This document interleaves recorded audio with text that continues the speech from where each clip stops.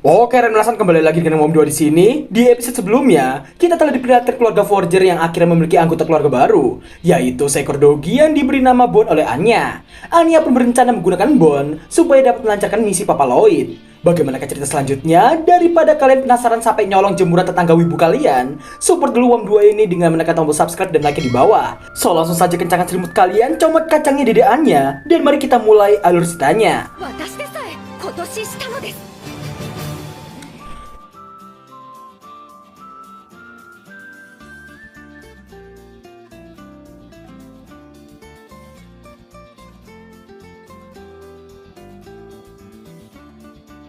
Cerita dibuka dengan Lloyd yang memberitahukan bahwa Yoru sering pulang telat belakangan waktu.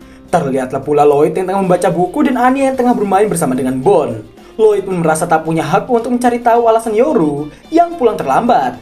Tak lama berselang, Anya yang kelaparan pun bertanya pada sang ayah mengenai waktu makan mereka. Namun Lloyd meminta Anya untuk menunggu sampai Mama Yoru pulang. Anya kemudian meminta Bon untuk meramal makan malam mereka nanti. Tak lama kemudian, Yoru datang dan Lloyd yang langsung memperhatikan kondisi sang istri. Analisa Lloyd mendapati Yoru yang berekspresi suram dengan tangan yang dipenuhi luka sayatan. Lloyd kemudian mengajak Yoru untuk makan. Namun, karena tidak merasa lapar, Yoru meminta mereka untuk makan berdua tanpa dirinya. Anya terlihat tengah memperhatikan sang ayah, dan Bon yang merasakan sesuatu dengan kekuatannya. Dan ketika terbaca oleh Anya, melihat sang ibu yang menangis, membuat Anya kepanikan dibuatnya. Dan di dalam kamar, terlihat Yoru yang tengah memandangi tangan gemetarannya dan memberitahu jika dirinya sampai gagal, mungkin dirinya akan kehilangan Anya dan Lloyd. Singkat waktu, Camilla yang diajak kedua kawannya itu untuk minum-minum, namun langsung ditolak olehnya. Dan setelahnya, Yoru nampak habis keluar dari minimarket dengan wajah yang sangat mencurigakan, sembari membawa sebuah kantong berwarna coklat. Dan di tengah remang-remangnya lampu jalan, Yoru nampak berjalan selangkah demi selangkah. Dan tibalah dirinya di sebuah rumah yang ketika sampai di depan pintu, sebuah bercak merah menetes dari kantong yang dibawanya. Dan wajahnya seolah memberikan isyarat dirinya habis melakukan sesuatu di minimarket. Ketika Yoru menekan bel pintunya, tak lama berselang, keluarlah Camilla yang juga memasang wajah yang tak kalah mencurigakannya dari Yoru. Dirinya juga bertanya mengenai Yoru yang hendak melakukan sesuatu lagi. Dan Yoru yang menganggukkan kepalanya. Di tengah suasana yang mencekam dan mencurigakan, Camilla mengomeli Yoru karena tomat yang ada di dalam kantong yang dibawa oleh Yoru telah hancur. Yoru pun terkejut dan artinya bercak merah yang menetes tadi adalah tomat yang hancur. Dominic kemudian keluar menyapa Yoru yang datang. Camilla pun mengomeli Dominic karena itu semua salahnya. Dan rupanya, maksud dari kata-kata Camilla adalah Dominic lah yang menjadi penyebab Yoru datang ke rumahnya ketika Yoru ingin diajarkan memasak. Meski awalnya menolak, namun Dominic meminta Camilla untuk mengajarinya. Dan langsung meminta Yoru datang ke rumah Camilla nanti. Setelah bersiap, Yoru memohon bimbingannya pada Dominic dan Camilla. Camilla yang stres pun bukan tanpa alasan. Karena Dominic yang terlalu santai, Camilla memintanya untuk menjadi penguji ada racun atau tidak di masakan Yoru. Dominic yang masih sayang nyawa pun mengundang satu orang lagi untuk menjadi tumbal. Yang ternyata, rupanya Yuri lah yang menjadi penguji masakan Yoru beracun atau tidak. Setelahnya, Yoru memberitahukan bahwa dirinya tengah belajar memasak. Yoru meminta adiknya itu untuk merahasiakannya dari Lloyd dan Anya, karena dirinya ingin jago memasak secara diam-diam. Yuri yang mendengarnya pun kesal karena rupanya itu semua demi Lottie. Singkat waktu, karena semua yang dilakukan oleh Yoru selalu berujung fatal, mulai dari kentang berdarah, daging super duper tipis, dan talenan kesayangan Camilla yang entah bagaimana caranya ikut terpotong oleh Yoru. Camilla pun mengomel karena bagaimana dengan skill tersebut Yoru bisa menikah. Wajah Yoru pun nampak bersedih dan Yuri berpikiran untuk mengeksekusi Camilla karena dirinya telah kasar pada sang kakak. Setelah Camilla meminta Yoru untuk bercerai dengan Lloyd, dalam hati Yuri menganggap itu adalah ide yang bagus. Namun Yoru yang tertunduk dan telah meneguhkan hatinya. Meski dalam hati Yoru hanya takut terciduk sebagai pembunuh bayaran, Camilla pun nampak terkejut melihat keseriusan Yoru. Bahkan Yuri tak bisa berkata sepatah kata pun melihat sang kakak. Camilla kemudian melanjutkan tutornya pada Yoru. Dan singkat waktu, ketika masakan Yoru sudah selesai, yang wife-nya Yoru silakan dicoba. Dominic yang melihatnya pun langsung mensamen tumbalnya. Dan terlihat ada Yuri yang hendak mencobanya.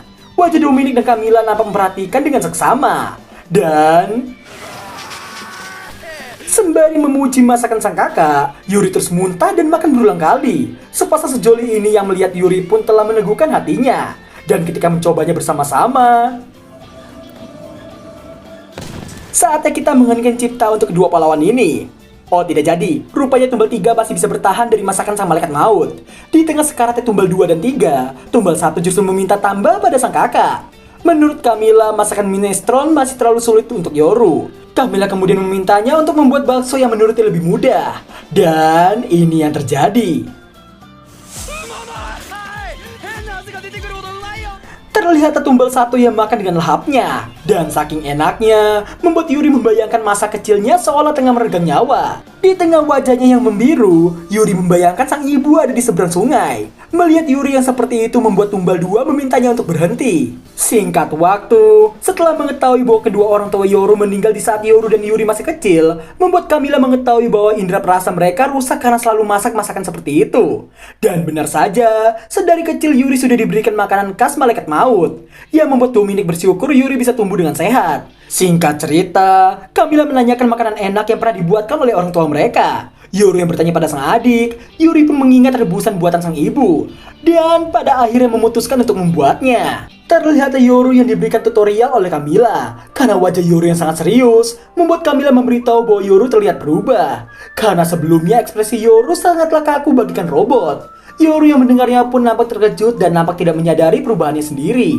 Yoru menduga itu karena dirinya telah menikah. Camilla yang terus mengomel membuat Dominic mendekat dan memuji kecantikan Camilla. Mendengarnya membuat Camilla menjadi memerah di buatnya. Dan Dominic yang mengendus masakan Yoru menganggap masakannya memiliki aroma yang wangi. Terlihat Tumbal 3 yang akan mencoba masakan sang malaikat maut. Namun ketika diincip, tanpa diduga-duga rasanya tidak terlalu buruk baginya. Mendengarnya membuat Yoru sangat bahagia dibuatnya. Dan singkat waktu, karena Yuri yang menganggap masakannya enak tapi masih kurang sesuatu, Camilla pun menanyakan tempat asal Yoru. Setelah disebutkan, Camilla hendak mencoba menambahkan krim asam untuk masakan Yoru barusan. Dan ketika sudah dicampur, benar saja Yoru dan Yuri langsung dibuat terkejut seolah mengingat rasa tersebut. Singkat cerita, setibanya di rumah, Lloyd dan Anya nampak mendekat ke arah Yoru. Namun secara tiba-tiba, mendengar pernyataan dari sang malaikat maut membuat Tumbal 4 dan Tumbal 5 menjadi terkejut bukan main. Lloyd pun terkejut karena Yoru yang belajar memasak. Dan setelah selesai, Yoru meminta mereka menikmatinya. Terlihat setelah menyendok satu, kedua Tumbal ini nampak memperhatikan dengan seksama. Lloyd merasa baunya aman, dan Anya yang berkata dalam hati bahwa itu adalah perjamuan malam terakhir. Dan ketika memakannya, tanpa mereka duga, melihat suami dan anaknya berkata demikian, membuat Yoru nampak sangat bahagia dibuatnya. Anya nampak sangat menyukai masakan tersebut, dan Lloyd yang memuji karena makanannya seolah menenangkan. Melihat suasana bahagia dari Lloyd dan Anya, membuat air mata bahagia Yoru tak bisa terbendung. Dan setelah menutup wajahnya, Lloyd pun bertanya padanya. Rupanya, Yoru sangat lega melihat wajah mereka berdua. Dan itulah bayangan yang terlintas dari kekuatan Esper milik Bond sebelumnya. Yoru mengira demi melanjutkan pekerjaan pembunuh bayarannya, dirinya mengira harus menjaga kehidupan tersebut. Namun, mendapatkan pengakuan dari Anya dan Lloyd, dan melihat senyuman mereka, Yoru tak menyangka bisa bahagia hanya dengan hal sederhana seperti itu. Dan kemudian, Yoru hendak memberikan satu masakan lagi. Dan terlihatlah masakan kerucut yang kemudian, ya, Tumbal 4 dan 5 akhirnya tumbang dalam seketika. Scene berlanjut memperlihatkan Frankie yang memberitahukan pada Lloyd bahwa dirinya memiliki gebetan. Namun Lloyd memasang wajah bodoh amat dan pamit pergi dari sana. Rupanya, Frankie ingin diajarkan tutorial berkencan darinya. Karena Lloyd yang tak mau repot, Frankie kemudian mengancam akan menjual informasi Lloyd pada polisi rahasia. Melihat wajah Lloyd yang menyeramkan, membuat Frankie ciut dan beralasan dirinya hanya bercanda. Dan pada akhirnya, Frankie hendak memberikan alat perekam kecil jenis baru sebagai imbalan membantunya. Dan singkat waktu, setelah Frankie menyebut semua hal terperinci mengenai gadis yang bernama Monica ini, Lloyd pun menganggap kawannya itu sebagai stalker. Pada akhirnya Frankie memohon dengan mata berkaca-kaca sembari menyebut dirinya sebagai si kribo berkacamata malang. Dan setelahnya, Lloyd memberikan tutorial layaknya seorang pemain simulasi kencan dengan jutaan kemungkinan. Hal tersebut nampak biasa bagi Lloyd, namun tidak bagi Frankie. Singkat cerita, karena menolak cara pemain simulasi kencan, pada akhirnya mereka melakukan simulasi dengan Lloyd yang berperan menjadi Monica. Dan benar saja, demi mendalami peran yang ada, Lloyd bercosplay menjadi Monica. Dan entah mengapa si Kribo ini benar-benar gugup dibuatnya. Dan malam hari pun tiba. Setelah memberikan hormat dan berpamitan pada Moni Lloyd, Frankie pun pergi dari sana dengan penuh percaya diri. Dalam hati, Lloyd memiliki firasat Frankie akan gagal dan khawatir pada kawannya itu. Ternyata Frankie yang mendatangi bar tempat Monica bekerja. Dengan wajah kawaiinya, Monica menyambut Frankie. Namun, setelahnya terlihat Anya beserta ayah dan ibunya yang tengah berjalan-jalan dan hendak pergi ke taman atletik. Namun tak lama berselang, mereka melihat Frankie di seberang jalan. Anya melaporkan dirinya akan pergi ke taman atletik pada Frankie. Lloyd kemudian menanyakan tentang Frankie yang seharusnya pergi berkencan dengan Monica. Frankie memberitahu dirinya berhasil mengajaknya. Namun Monica beralasan ingin menutup kartu gas rumahnya dan berniat pulang terlebih dahulu.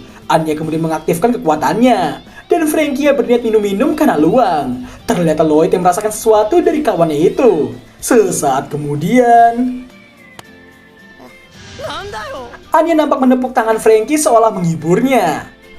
Singkat waktu, rupanya Frankie merasa kecewa dan bersedih karena telah gagal berkencan dengan Monica karena Monica yang memandang fisik. Setelah meminta satu gelas bir termurah, sang bartender memberikan macalan berumur 18 tahun. Namun Frankie tidak merasa memesan whisky semahal itu. Namun sang bartender memberitahu seorang pria di sebelahnya lah yang membelikannya. Ketika menoleh, rupanya Lloyd ada di sana dan beralasan itu adalah kebetulan. Frankie pun terkejut karena kawannya itu ada di sebelahnya. Setelah Frankie menanyakan Lloyd yang seharusnya pergi ke taman atletik bersamaannya, Lloyd rupanya menyerahkannya pada Yoru. Lloyd kemudian mengingatkan omongan Frankie dulu mengenai orang-orang seperti mereka. Jangan sampai terlalu menyayangi orang lain. Di mana menjalin hubungan sekalipun, pasti tak akan berjalan lancar. Frankie yang mendengarnya pun mengatai Lloyd karena dirinya telah memiliki istri dan anak. Frankie pun berniat minum-minum menggunakan uang Lloyd. Dan berakhirlah alur cerita anime Spy X Family part 2 episode keempat. Dua pelajaran yang kita petik hari ini adalah teruntuk para ciwi-ciwi di luar sana, jangan menyerah meskipun masakan kalian tidak enak sekalipun. Karena dengan berjuang lambat laut masakan kalian akan enak tergantung dari tekad yang kalian miliki. Dan teruntuk para pria di luar sana yang jomblo kayak gue dan Frankie, teruslah berjuang dan jika masih gagal, masih ada anime yang siap menemani kalian. Jadi terima kasih buat kalian yang sudah menonton Gakri Video dan sampai jumpa di episode kelima minggu depan. Bye bye.